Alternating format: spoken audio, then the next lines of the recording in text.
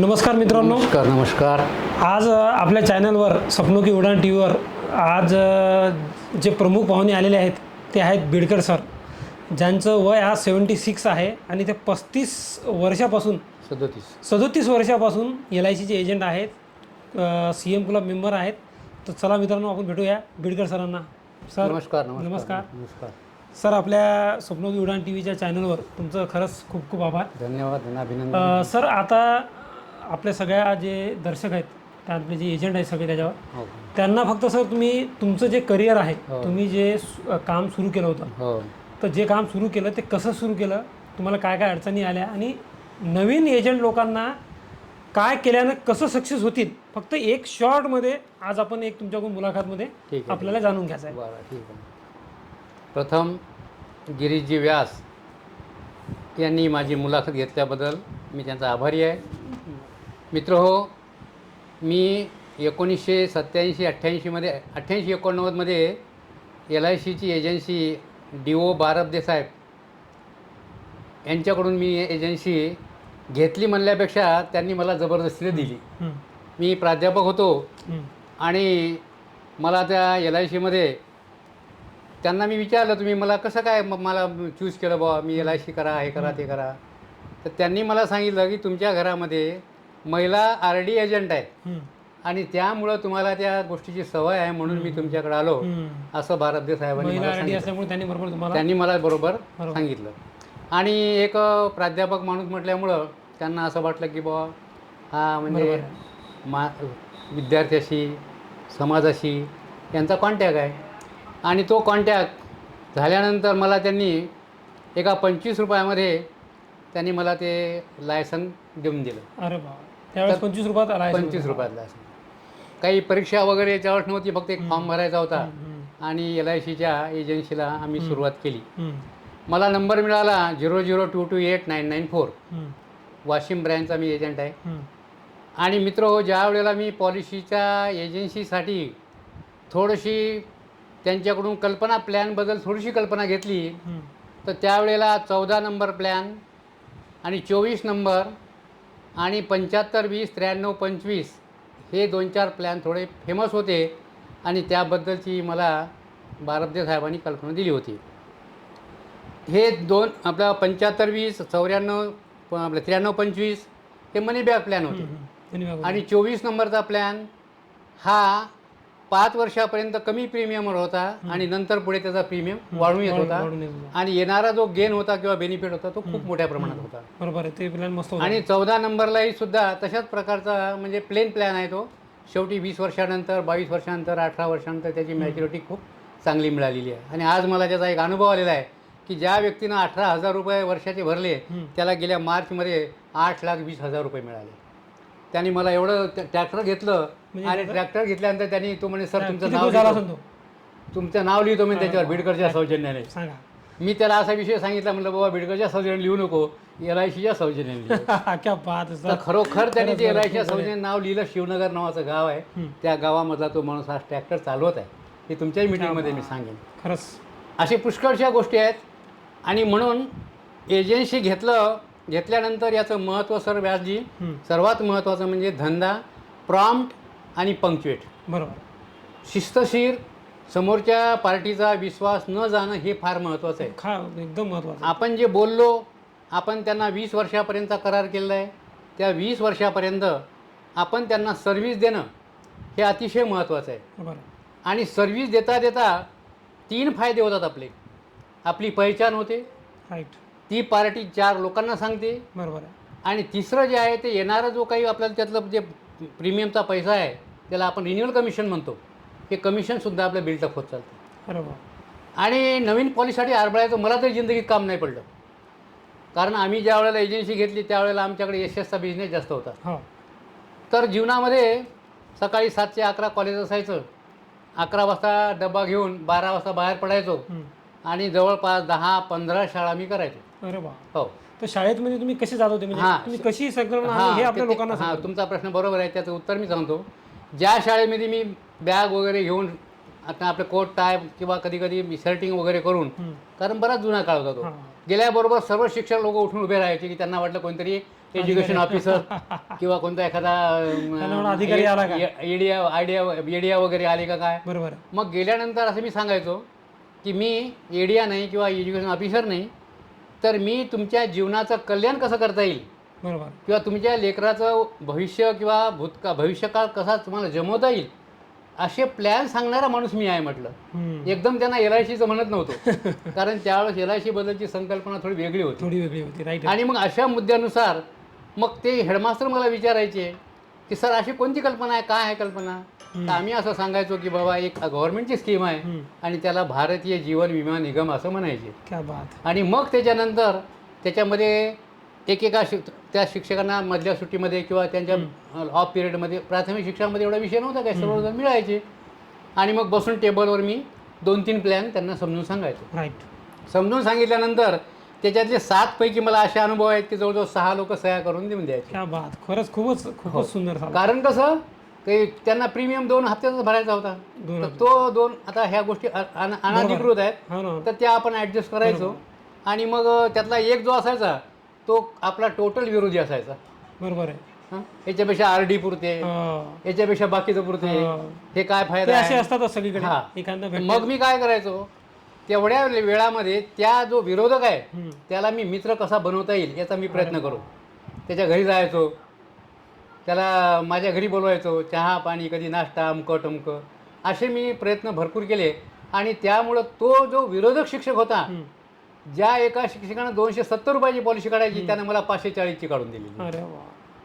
तर LICमध्ये हा एक सर्वात महत्त्वाचा गुण असला पाहिजे, विरोधकाचा राग करू नका. खरंच. विरोधकाला आपला मित्र समजा. हो, असे माझे पुष्कळ उदाहरण आहेत. या LICमध्ये तुम्ही समोरच्या व्यक्तीला कसं ॲक्वायर करता ते महत्त्वाचं आहे.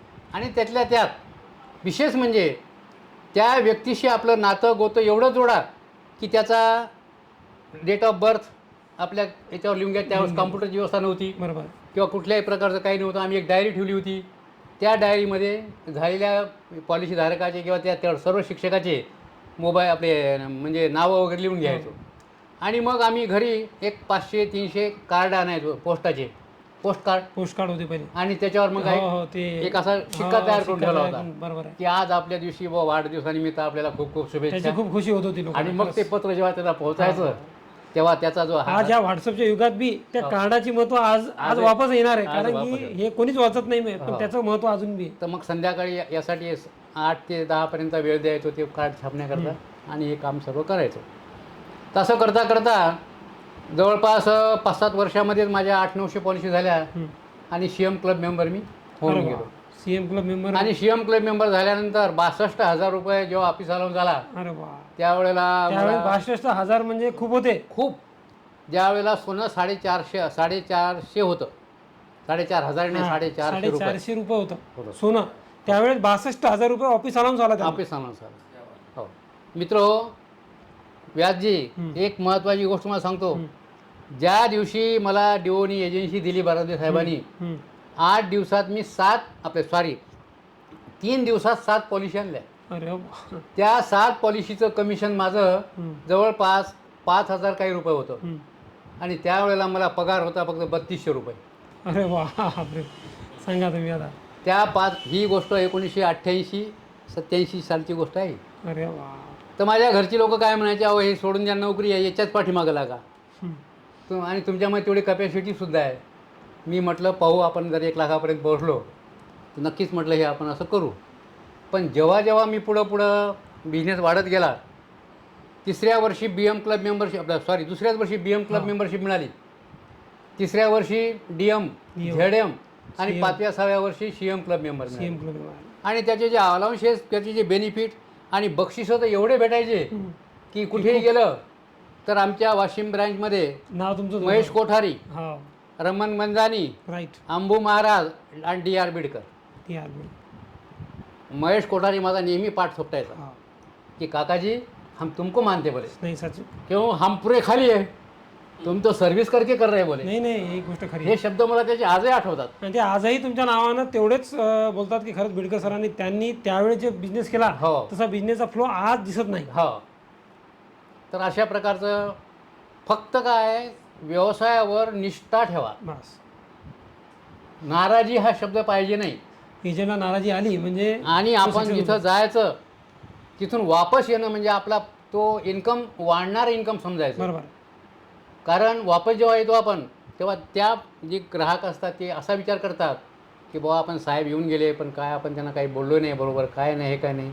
ते जेव्हा मला कारंज्यात पुन्हा भेटायचे तर त्यांचा आदर मी एवढा करायचो, त्यावेळेस पैशाचा विचार करत नव्हतो की चहा पाणी नाश्ता अमकं टमकं, की त्यांच्या मनामध्ये एक माझ्याबद्दलचा आदर निर्माण झाला. आणि जेव्हा दुसऱ्या वेळेला जायचो त्यावेळेला तेव्हा म्हणजे त्यांना हे मला आता आठवण आली, तुम्ही आता आले म्हणून, की मी सगळ्या मित्रांना सांगू शकतो की मित्र हो, बिडकर सरांचा जो व्यवसाय आहे तो आजही कंटिन्युअस आहे. आजही त्यांना लाख रुपये महिना LIC पण येत आहे.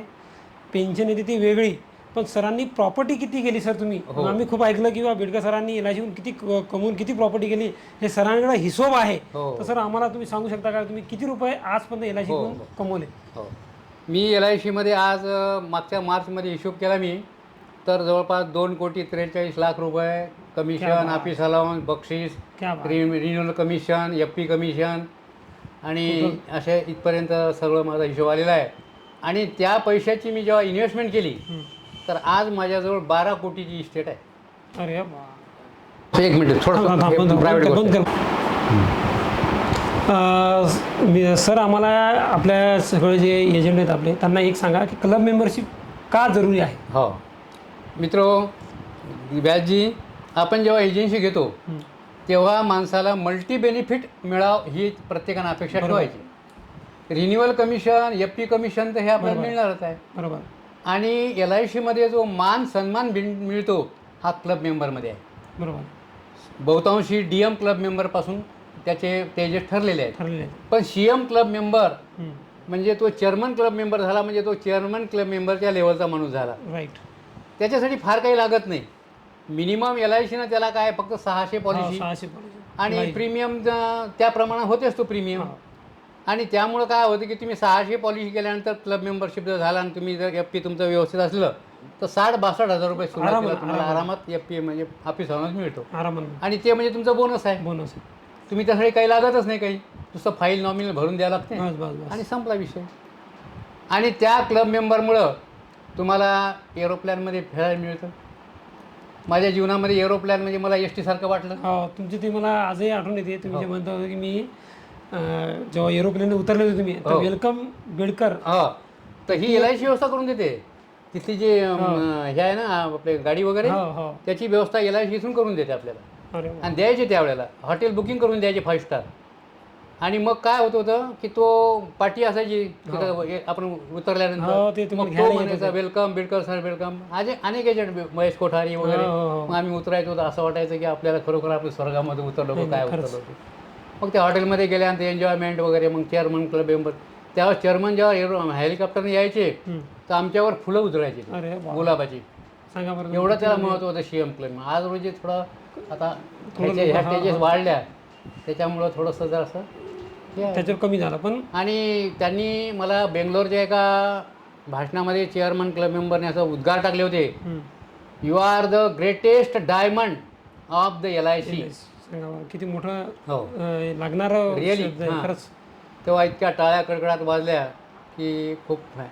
आणि क्लब मेंबर झाल्यानंतर तुम्हाला जे व्हिजिटिंग कार्ड मिळतं हे मिळते, मोबाईल नंबर मिळते, त्याचा ॲडव्हान्स भेटते, कार ॲडव्हान्स भेटते, घराला ॲडव्हान्स मिळतो. मेडिकल ते आमच्या वेळेस त्यावेळेस 5 लाखापर्यंत होतं. आता वाढले ना, आता वाढले. ग्रॅच्युटीचा फायदा याच्यामध्ये. ग्रॅच्युटी 5 लाख झाली. 5 लाख झाली. मी 2 लाख घेत 2,60,000 मंजूर झाली होती. 2 लाख मिळाली मला. 1900 मला वाटतं म्हणजे वयाच्या 60व्या वर्षी मी घेतली बाधी. बरोबर. 2011 मध्ये. बरोबर. हो. नाही आता सर आज एक तुम्हाला एक आखरी प्रश्न आहे की आपल्या नवीन जे एजंट्स आहे आणि जुने जे एजंट्स आहेत, तर नवीन लोक काय झालं की बिझनेस नाही आहे म्हणून असे मार्केटमध्ये सांगत आहे. चुकीची कल्पना आहे. काय वाटते की बिझनेस काऊन येते म्हणून आम्ही जातो आम्हाला बिझनेसच भेटत नाही. नाही, बरोबर आहे. याचं उत्तर असं आहे, आपण जेव्हा जातो जो अभिकर्ता जाण्यापूर्वी त्यानं थोडं घरी नियोजन करावं. की आपल्याला जनरली कोण्या पार्टीला भेटायचं, काय भेटायचं ते. हम्म. आणि गेल्यानंतर एकदम त्यांच्यावर अशी बंबाटिंग टाकू नये एकदम, की बाबा ही पॉलिसी आहे, बरोबर. हे अमका असं आहे टमका आहे. पहिले विनम्रतेनं बोलणं, आपण कोण आहात, काय आहात, बोलण्याची भाषा अशी. मी एका ठिकाणी आपल्या सोनखास नावाचं गाव आहे ना, हो सुनकाचं तुम्हाला उदाहरण सांगितलं मी ते. हो. तर बोलताना कसं बोलायचं, एखादं लेकरू दिसलं पटकन म्हणायचं की नाही कसं काय साहेब, कोण आहात, काय नाही बाबा, हे म्हणलं हे मुलगी तुमच्या घरात दिसते, तिचं एखादं लग्न बिग्न करायची व्यवस्था तुम्ही. खरंच खूप मस्त आयडिया आहे ती. हां, असं जर आपण म्हटलं तर त्याला असं वाटतं की बा हे माणूस आपला इथं चिंतक आहे. आणि तुम्ही गेले लगेच म्हणले बा हे जीवनला प्लॅन आहे असं असायचं, तर ते त्याला ऐकवत नाही. त्याला म्हणजे त्याला आपण प्रस्तावना म्हणतो. बरोबर. ही प्रस्तावना थोडी इम्प्रेसिव्ह झाली पाहिजे आणि त्याचं मन आपल्याकडे ओढलं पाहिजे या प्रस्तावनेमुळं. तो आपला मित्र बनला पाहिजे. एखाद्या मूल नाही दिसलं मग सहज बाबा कसं काय आले बाबा, काय नाही आलो बा सहज. पंतप्रधान वगैरे यांनी काही योजना जाहीर केल्या, लहान मुलासाठी आहे, मोठ्या मुलासाठी आहे, तुमच्यासाठी आहे, वयस्कर माणसासाठी योजना आहे. तर आम्ही तशा प्रकारचा तो एक हे हातामध्ये एक फंडा घेतलेला आहे आणि चला बाबा जगाला माहिती करावं, मग यासाठी आलो. मग तो विचार त्याला प्रश्न, मग असा कोणता फंड आहे तुमचा, मग आपण त्याला सांगायचं की बाबा अशा प्रकारचा आहे. म्हणजे त्याला पहिले त्या गोष्टीचा प्लॅन न सांगता त्याच्यावर पहिले त्याला तयार करायला लागेल, आपल्याला शेअर करायचं. हां, म्हणजे त्याची आतुरता आपल्याबद्दल वाढली पाहिजे. बरोबर. हो. आणि सर आता फक्त एक सांगायचं तुम्हाला की तुम्ही सगळे अमरावती, खामगाव अशा जागी तुम्ही मीटिंग घेता. हो.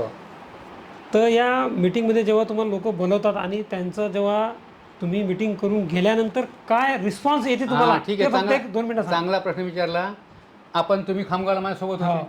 अमरावतीच्या वेळेस ही मीटिंग झाली. त्याच्या आधी नंतर एकदा वणीला गेलो होतो मी, नंतर आपल्या पुसदला एकदा झाली. तर अशा अनेक ठिकाणी लोक बोलवतात आणि मीटिंगमध्ये फीडबॅक मला एवढा मिळतो की खामगावच्या 3 लेडीजनं मला असा प्रश्न केला की सर तुमचे मानावं तेवढे धन्यवाद. मी म्हणलं कशाबद्दल? तुम्ही ती मीटिंग झाल्यामुळं आम्ही 3घी जणी MDRT झालो. नाही, ही गोष्ट खरी आहे. मी होतो मीटिंगला. होते ना ती मीटिंगला? त्या मॅडमचे आडनाव वगैरे आठवत नाही मला ते. नंतर इथं काल मला गजबीर साहेबांनीच मला सांगितलं की तुमचं एवढं नाव आमचे एजंट काढतात की ते म्हणतात की अजून सरला येतात त्यावेळेस बोलवा आणखीन डबल. नाही, खूपच खरंच. म्हणजे अशा प्रकारचा फीडबॅक मिळतो. कारण सेलिंग पॉईंट मी बहुतांशी सांगत असतो. बरोबर. कारण प्लॅन सांगत नाही कोणाला. प्लॅनचं काहीच नाही. सेलिंग पॉईंट सांगण्यासाठी तुम्ही लोक आहेत, डिओ आहेत. बरोबर. तो प्लॅन फक्त सेटअप कसा करायचा पार्टीच्या समोर, एकदम प्लॅनचं बर्डन ते ठेवायचं नाही. प्लॅनमध्ये दुरून यायचं आणि मग प्लॅनवर यायचं. बरोबर. हो.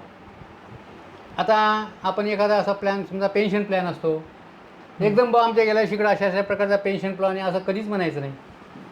तर त्या व्यक्तीला जर आपण असं बोललो की बाबा तुम्ही उत्तरार्धामध्ये कसं जगाल, काय जगाल, काम होत नाही, काय नाही, म्हणून आयता पैसा. जसं आता मी या समृद्धीमध्ये एका इथं ताथोड गाव आहे आपलं येवत्याच्या बाजूला, तर त्या ठिकाणी 2-3 आम्ही असेच पैसे वळले. त्या बुढीला सांगितलं, म्हटलं तुम्ही काजू बदाम खासा रस्त्यावर बसून का दर 2 तारखेला तुमच्या खात्यावर पैसे झाले. आज मला ते आभार मानते तुम्ही बुडा. तो ही गोष्ट खरी. तर सर तुम्ही आज इथे आलात त्यासाठी तुमचे खरंच खूप खूप धन्यवाद सर. थँक्यू. आणि आमच्या स्वप्नज्योती उडानतर्फे आम्ही तुमचं स्वागत करतो. धन्यवाद देतो. तुम्ही खरंच आम्हाला बोलवण्याचं मार्गदर्शन दिलं. थँक्यू.